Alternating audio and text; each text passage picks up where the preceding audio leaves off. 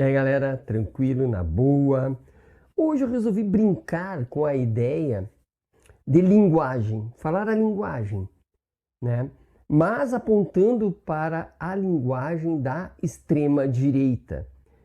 E tentando com isso aclarar, quem sabe, essa volúpia que a extrema direita tem de negar o dito, né? Negar o que ela acabou de falar.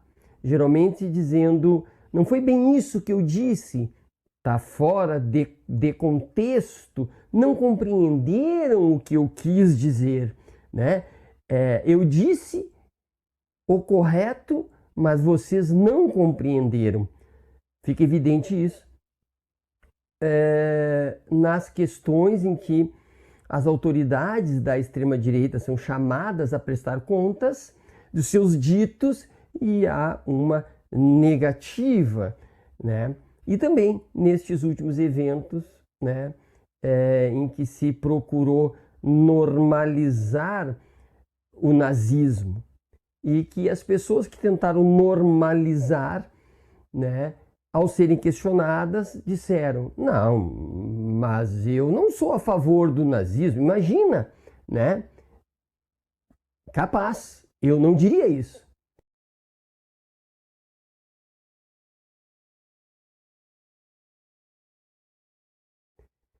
Então, a pergunta é: por que essa fuga patológica do que foi dito? É uma fuga. É uma fuga para lugar nenhum, talvez. Então eu fiz um exercício aqui da imaginação e fiquei pensando, da onde vem a linguagem? A linguagem vem de uma questão dialética entre uma criança que está sendo e a realidade que já é, né? Com isso eu quero dizer que a criança aprende que uma pedra é real e é real para todos, porque todos tropeçam nela. Não só ela, mas todas as pessoas tropeçam naquela coisa que ela aprende, através da linguagem, a chamar de pedra. Quando ela consegue dizer pedra e relacionar com aquilo que todas as pessoas também relacionam como pedra, ela vai criando uma fonte estável, um código estável para que a linguagem se desenvolva. E então ela vai adultecendo.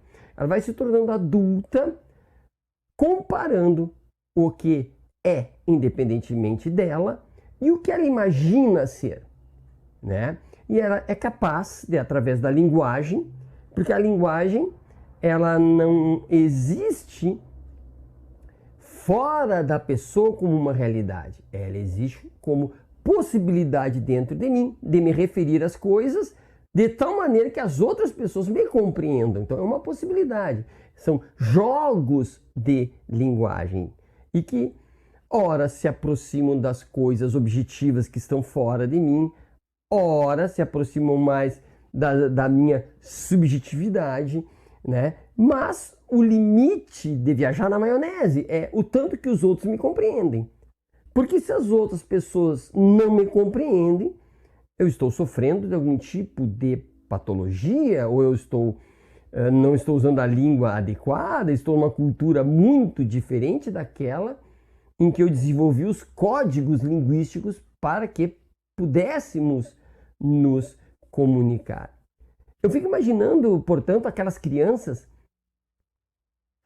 que em determinado momento da sua infância são tão mágicas, são tão imaginativas, são míticas, a ponto de criarem uma realidade. Por exemplo, o Coelhinho da Páscoa.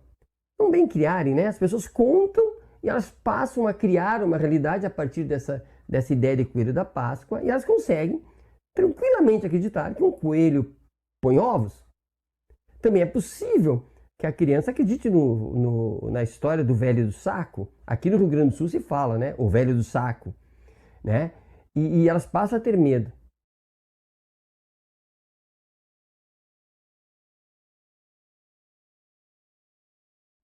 E nesse imaginário mítico, o que é mítico e imaginário transforma a realidade. Como assim? A criança sua, chora, tem medo, corre, né? Objetivamente, a realidade para ela se transforma porque ela está com medo. Mas medo do quê? Do velho do saco. Mas ele existe? Não. Mas para ela, sim. E, portanto, o que é mítico se torna objetivo, né?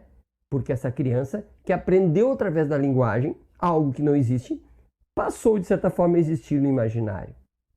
E perceba como é difícil fazer uma criança desacreditar em fantasma, desacreditar em filmes de terror, né? Porque aquilo se constrói muito forte nela e ela passa a ser adulta, muitas vezes motivada, incentivada ou limitada pelos mitos que ela ouviu a vida inteira. E o que é a extrema-direita? A extrema-direita são aqueles sujeitos que estão presos no mundo mítico, no mundo imaginário, de má fé, mas estão presos lá. Até porque lhe dá prazer.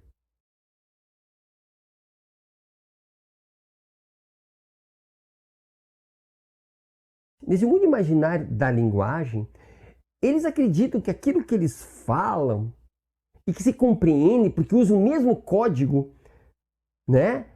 A mesma semântica funciona para eles. Eles se compreendem, eles se conversam, eles trocam informações no mundo mítico. E se afastam do mundo real. Então, aquela linguagem real é outro jogo de linguagem. É como se eles jogassem dominó e aqui jogasse xadrez. Aqui jogasse damas e aqui jogasse cartas. Não sei, né? Parece que não bate os dois.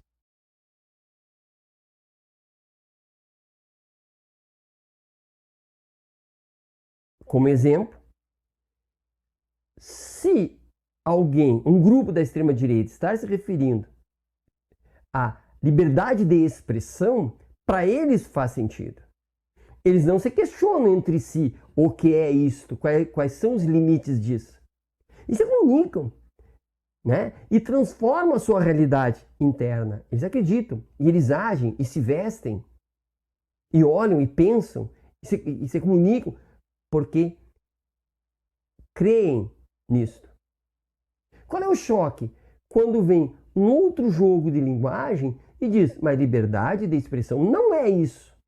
Então aquilo que para a criança era uma pedra e valia para todo mundo, neste caso não há pedra. Não há algo objetivo.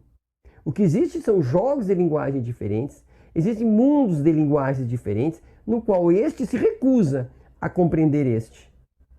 E este, o mundo real, vai dizer, não, meu amigo, mas não é isso. É absolutamente não isso o que tu está dizendo. Estou dando um exemplo, né?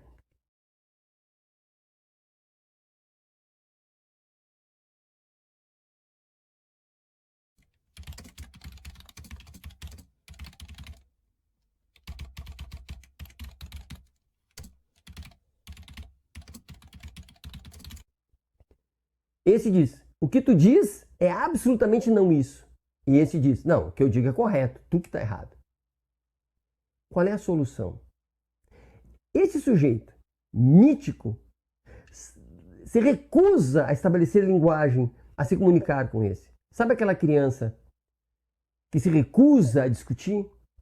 Aquilo que é diferente, ela briga, ela empurra, ela joga fora, ela bate no amiguinho, ou simplesmente não quero ouvir, né? Este é o adulto mítico que é uma criança adulta. Curioso, né? Mas é uma criança. E essa realidade aqui, ela é muito ágil, ela se modifica, ela dialoga entre si e com os outros. Este não. Qual é o mundo possível para esse aqui? Olha a desgraça desse mundo.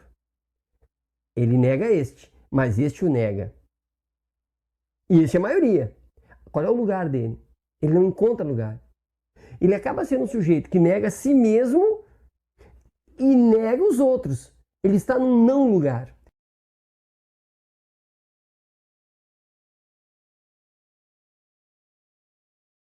Ele está num não lugar. Por que nega a si mesmo? Vamos imaginar o sujeito que disse o seguinte, da extrema-direita, liberdade de expressão é X.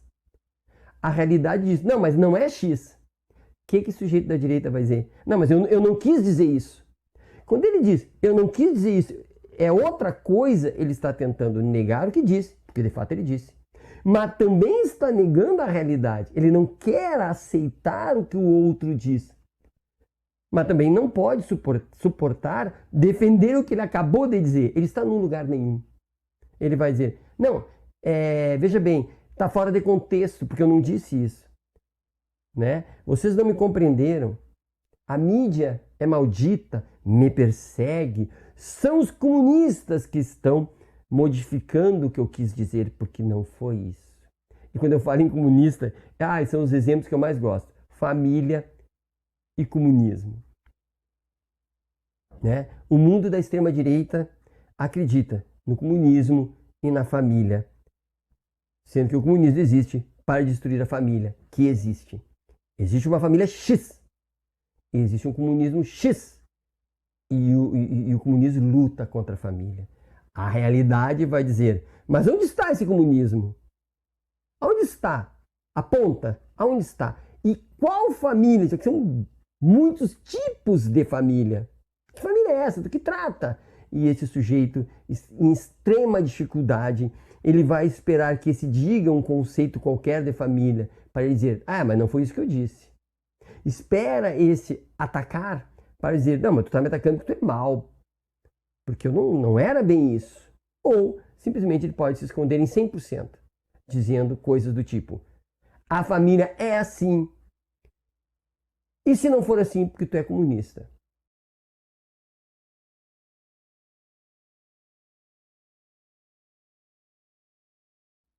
Mas o que é o comunismo, sujeito da extrema-direita? É o que tu é. Mas o que eu sou? Isso que tu faz. O tempo todo negando a família. Percebe que coisa estranha? Então, veja bem, a linguagem da extrema-direita é uma linguagem de lugar nenhum, porque acaba negando-se a si mesmo, porque não cabe na realidade e nem pode ceder à realidade, porque se ceder à realidade, ela se autodestrói. Então, é uma vida complicada a extrema-direita, de difícil comunicação, é uma linguagem dúbia, apesar de ter certeza que tudo é o que é, a extrema-direita, ela é dúbia, porque ela não resiste, ela não resiste a questionamento, ela precisa autonegar-se, procurar atalhos, é preciso ofender, empurrar, agredir de maneira a se autopreservar, porque ela não resiste a um diálogo. É como a criancinha que mal está aprendendo a falar e um adulto vem tentar explicar alguma coisa e a criança se irrita, né? Ou a criança não presta atenção, a criança vira as costas, porque não tem ainda a capacidade de compreender. Mas a extrema-direita, por serem adultos, a grande maioria é adulto, né? Deve ter criança já nascendo no mundo da extrema-direita, mas alguém da extrema-direita tem condições sim de procurar a transformação, procurar se aproximar da realidade. Eu não digo qual realidade é, né? Eu não preciso no momento especificar, mas apenas a extrema-direita precisa ficar adulta, o cidadão precisa ficar adulto, ou seja, aprender a falar outras línguas que não a sua própria, aprender a jogar outros jogos de linguagem que não só o jogo dele. E falando outros jogos de linguagem, há de comunicar-se melhor, compreender melhor, se expressar melhor, ampliar linguagem, ampliar vocabulário, ampliar ideologias, e então poderá encontrar um lugar no mundo e não ficar preso num não lugar. Certo? Um abraço e até a próxima.